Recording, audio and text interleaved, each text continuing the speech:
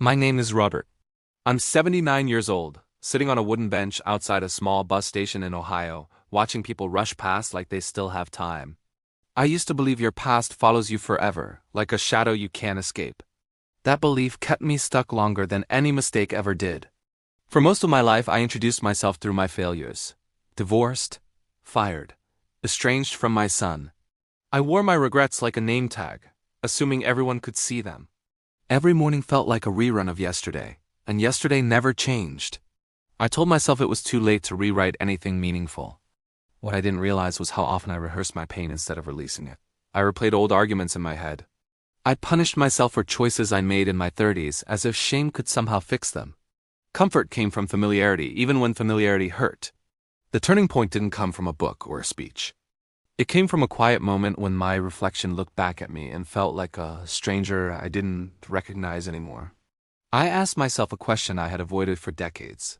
What if my past isn't to my identity, just my history? That night, I wrote every regret on a yellow legal pad, page after page. Then I wrote one sentence at the bottom. This ends here. I didn't know how to erase the past, but I knew I couldn't keep living inside it. It started with a promise I whispered to myself in the dark, alone, trembling, uncertain, hopeful. I gave myself 1 year. One honest year to become someone new, even if no one noticed at first. And as 2026 approached, I made a decision that scared me more than any failure ever had. I thought erasing the past meant pretending it never happened. I was wrong. It meant starving the old version of me and feeding a new one daily. In the first month, I changed my mornings. No news, no excuses. I walked before sunrise, even when my knees complained, even when motivation never showed up. I stopped explaining myself to people who only knew my history. Instead, I let silence do the work. I cleaned my small apartment like someone new was coming to live there. I threw away boxes of old letters that kept reopening wounds. That was harder than I expected. Month 2 was about discipline, not inspiration. I ate better. I slept on time. I wrote letters I never planned to send, especially to my son. I didn't ask for forgiveness yet. I just told the truth on paper. Some nights I cried reading my own words. The strangest part was how uncomfortable growth felt. My old habits fought back. They reminded me who I used to be. They whispered that change at my age looked ridiculous. I listened, then kept going anyway. By the 3rd month, something quiet shifted. People spoke to me differently. A cashier asked how my day was and waited for the answer. A neighbor invited me for coffee. Small moments, but they felt earned. I realized becoming unrecognizable isn't about impressing anyone. It's about keeping promises to yourself when no one is watching. My past didn't disappear. It simply lost its control. It involved facing someone I avoided longer than any habit or fear from before.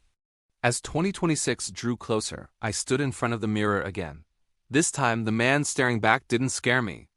But one final step remained, and I wasn't sure I was ready to take it yet. The last step was accountability. I drove 3 hours to see my son, rehearsing apologies that felt too small. When he opened the door, I didn't explain my past. I explained my present. I told him who I was becoming. We talked for hours. Some words healed. Some wounds stayed open. But I didn't run. That mattered.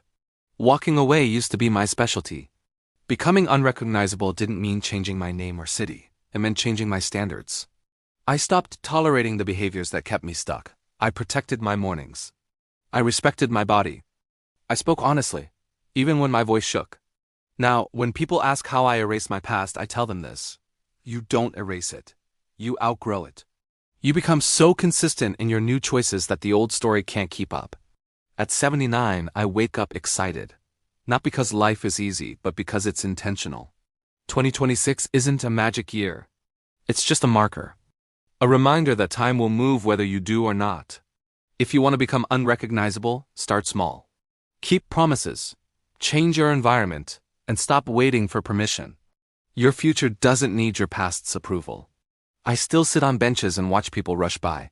But now I smile. Because I know something they might not yet understand. I lost decades believing change required youth, money, or permission.